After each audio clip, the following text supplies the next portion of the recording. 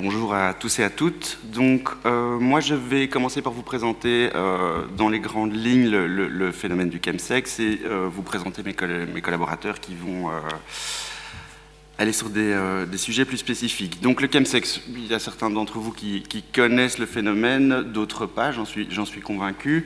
Donc, quand on entend le mot chemsex, ça vient de chemicals et sex. Donc, c'est, au sens littéral, c'est vraiment l'association de prise de psychotropes avec le fait d'avoir des relations sexuelles. Donc, il faut bien différencier la question du chemsex, comme on va en parler aujourd'hui, et évidemment pas tout mélanger, parce que le fait de boire du café, de fumer une cigarette, de prendre une benzodiazépine ou un rail de cocaïne et d'avoir des relations sexuelles après, on pourrait dire que c'est du chemsex, alors qu'ici on n'est pas là-dedans, et je vais vous expliquer le phénomène. Donc, le chemsex est principalement trouvé dans la communauté gay, on va appeler ça la communauté HSH, donc c'est un acronyme qui parle des hommes ayant des relations sexuelles avec des hommes. C'est l'idée de ne pas identifier ça chez les gays, parce qu'il y a des tas d'hommes qui ont ces pratiques-là et qui ne se reconnaissent pas, ne s'autodéterminent pas gays, et donc c'est pour être plus globalisant. Donc, on va parler de relations sexuelles avec la prise de psychotropes, où il y a vraiment une potentialisation de la problématique addictive autour du sexe, autour de la prise de drogue, mais aussi autour des applications de rencontres. Donc il faut savoir que dans la communauté gay, il y a des applications de rencontres qui sont très, très répandues, avec la possibilité d'avoir une forme d'immédiateté comme ça dans les relations sexuelles, et il peut y avoir un côté très addictif à ces applications aussi.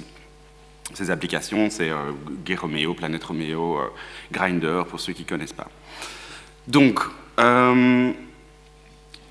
ces relations sexuelles se passent parfois à deux, parfois en groupe, parfois juste pendant quelques heures, mais parfois il peut y avoir des séances qui peuvent durer plusieurs heures, voire plusieurs jours, avec les problèmes que ça peut engendrer, que je vais vous expliquer. Alors, les produits utilisés. Les produits utilisés, il y a... Maurizio Ferrara va vous expliquer plus en détail les différents produits. En gros, il y a des produits qui sont utilisés qui sont plutôt stimulants, il y en a qui sont plutôt inhibants. Dans les produits stimulants, il y a ce qu'on appelle les catinones, donc c'est toute une classe de produits qui sont associés aux nouveaux produits de synthèse, donc les NPS, dont vous avez déjà peut-être entendu parler ici au forum, et qui sont issus du cat.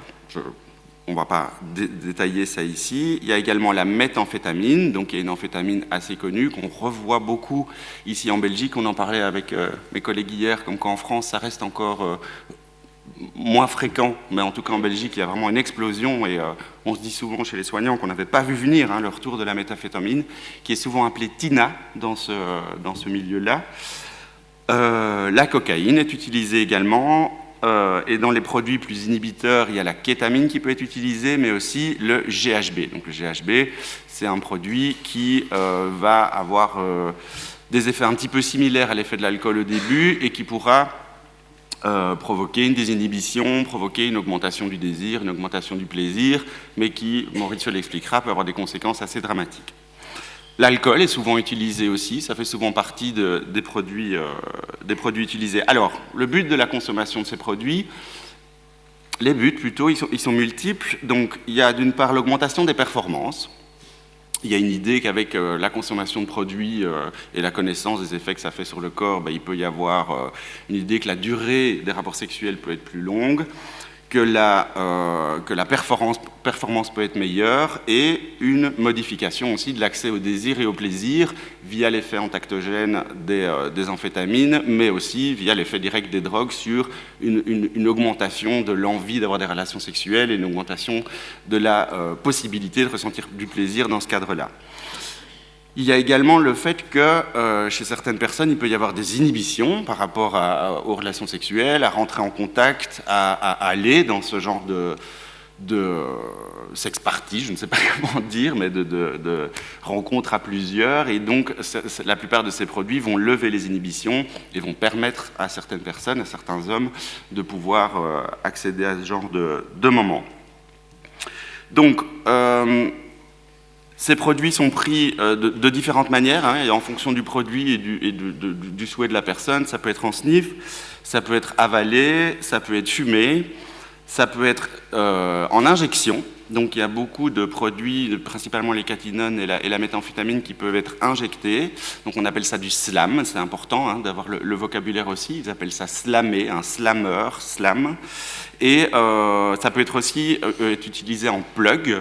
Plug, ça c'est vraiment l'insertion des drogues dans l'anus via une seringue ou via une poire à lavement pour avoir un effet plus rapide. Alors, évidemment, en fonction du mode d'administration, il y a des conséquences importantes.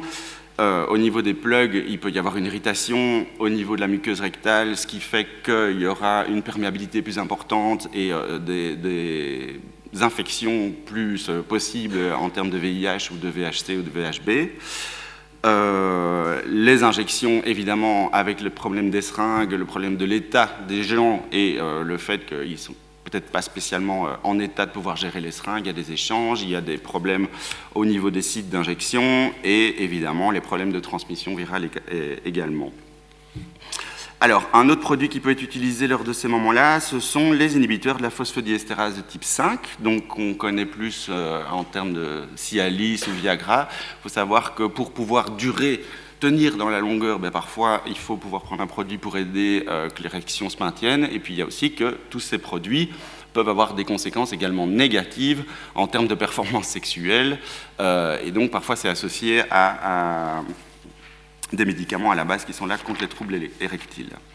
Donc, alors, les conséquences de cette pratique, donc il peut évidemment y avoir des addictions, au sens propre, qui vont se développer, soit au niveau sexuel, soit au niveau des produits, soit au niveau des applications, soit les trois en même temps. Donc, il y a certains produits qui ont un pouvoir addictif très important, donc les catinones, je vais vous en citer quelques, enfin, il y a la 3-MMC, il y a la 4-MEC, il y a la méphédrone, donc ça c'est des choses qu'on entend régulièrement. La méthamphétamine a un pouvoir addictif très important, avec des cravings très importants, et le GHB peut aussi produire une addiction importante. Donc il y a des gens qui se retrouvent à consommer seuls, sans que ce soit lié à la sexualité, des consommations quotidiennes, et certaines personnes se retrouvent dans des situations où ils ne peuvent pas imaginer des relations sexuelles sans consommation, ou des consommations sans relations sexuelles. Alors, je l'ai déjà évoqué un petit peu tout à l'heure, mais donc il y a évidemment dans ces moments-là la possibilité de se mettre en danger, et notamment en danger au niveau sexuel. J'ai évoqué les lésions corporelles qui peuvent arriver au niveau anal, mais pas seulement, hein, au niveau des sites d'injection, dues aux pratiques qui sont parfois utilisées, les pratiques sexuelles, mais aussi la durée de ces sessions. Donc la question de la transmission virale est bien sûr évidemment centrale. Un petit mot sur le HIV. Donc il y a les gens qui sont séronégatifs, il y a les gens qui sont séropositifs, indétectables, traités, et puis il y a les gens qui sont sous PrEP. Donc la PrEP, c'est un traitement antirétroviral qui est là pour prévenir une infection potentielle au VIH. C'est un traitement qui doit être pris de manière bien structurée, il faut que ce soit bien organisé, et lors de ces sessions, qui peuvent donc parfois durer plusieurs jours, il peut y avoir un oubli de cette prise de médicaments, et donc du coup, une possibilité d'être contaminé. Le VHC, le VHB, via les injections, via les pratiques, voilà, c'est vraiment un problème important.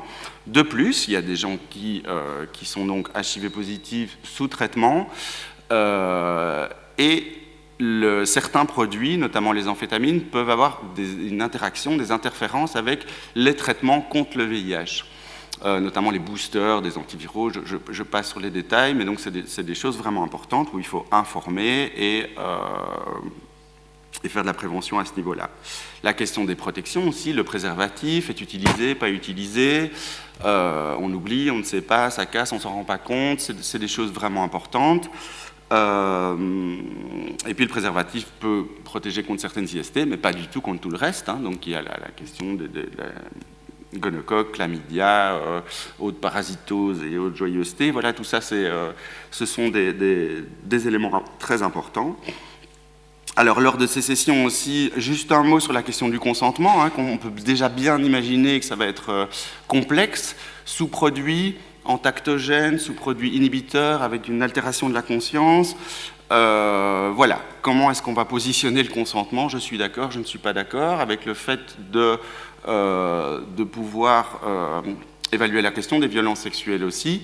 Certaines personnes se retrouvent dans un état de conscience où ils ne sont pas aptes à pouvoir dire non. Le GHB que j'évoquais tout à l'heure est un des produits qui est utilisé dans les soumissions chimiques, donc pour drogue du viol. Donc évidemment, quelqu'un qui en prend de manière volontaire, voilà, il est susceptible d'avoir une altération de son état de jugement et de son état de conscience.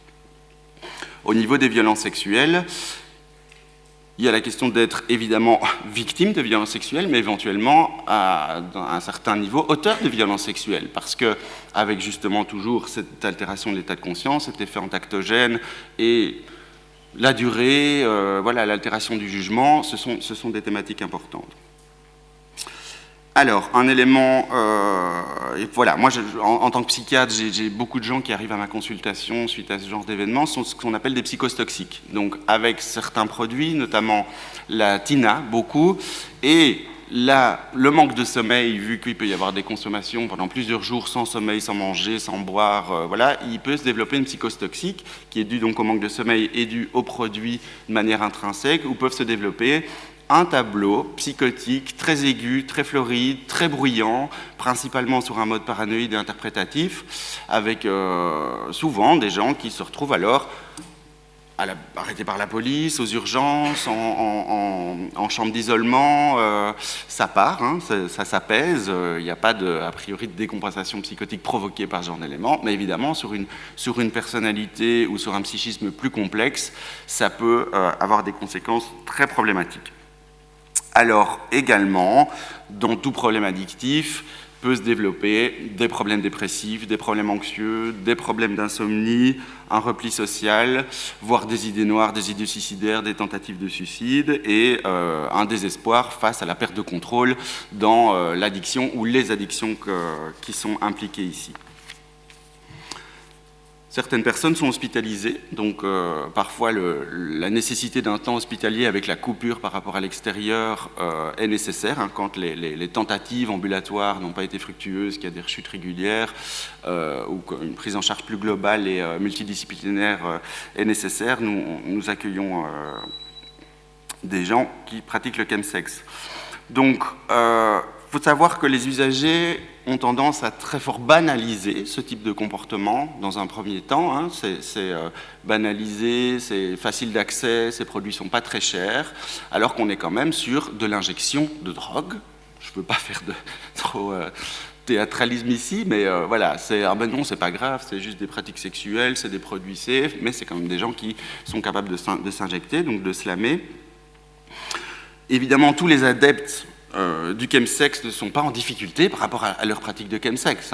Il peut y avoir des consommations récréatives qui sont relativement bien gérées, qui n'ont pas de conséquences directes ou pas encore de conséquences directes, mais donc ne stigmatisons pas non plus ce type de pratique, mais il est clair qu'il y a des gens qui perdent totalement le contrôle.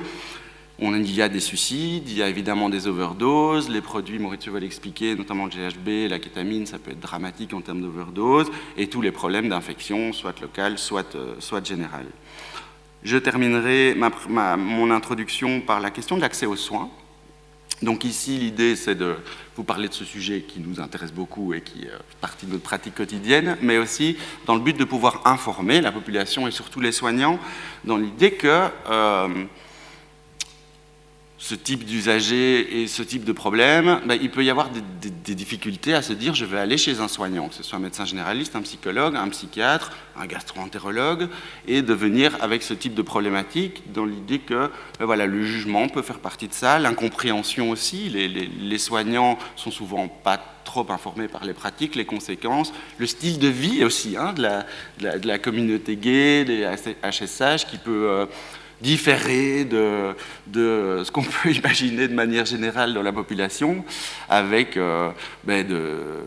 historiquement de l'idée d'avoir du polyamour, des partenaires sexuels nombreux, d'avoir accès à des lieux de pratique sexuelle dans des établissements, les saunas, ce genre de choses. Et donc, tout ça, ça peut limiter l'accès aux soins, retarder l'accès aux soins. Là, je remercie d'ailleurs au niveau bruxellois l'ASB Lexeco, qui est représenté par Maurizio Ferrara aujourd'hui. On devait avoir quelqu'un en plus, mais qui est malade malheureusement, et qui peut vraiment faire la charnière entre les usagers, la communauté LGBT de manière générale, et les soignants. Voilà, donc je vais vous laisser avec cette introduction.